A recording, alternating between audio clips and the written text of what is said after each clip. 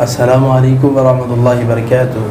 अल्हम्दुलिल्लाहि वहदा वस्सलातु वस्सलामु अला मन ला नबिय्य बाद अम्मा बाद फ़ौज़ु बिल्लाहि मिनश शैतानिर रजीम बिस्मिल्लाहिर रहमानिर रहीम। नाज़रीन, ख्वाब के अंदर जिन देखना, तो ये लफ्ज़ ही इस तरह का है कि इंसान परेशान हो जाता है।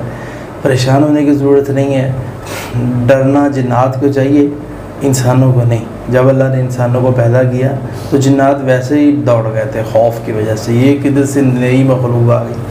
तो जब उन्होंने देखा कि बंदे हमसे डरते हैं तो ये बंदों पे हैवी हो गए।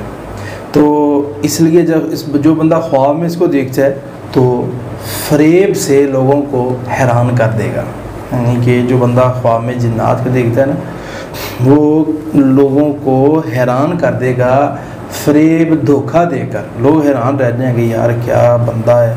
और इसी तरह जिन्नात देखना ख्वाब के अंदर ख़ुद को किसी आफत में फंसा लेगा।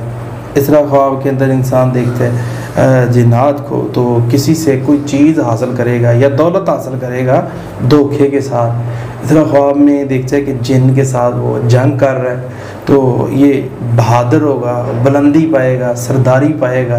ये इसकी मुख्तलिफ़ तबीरें थी जो कि मैंने नाज़रीन के सामने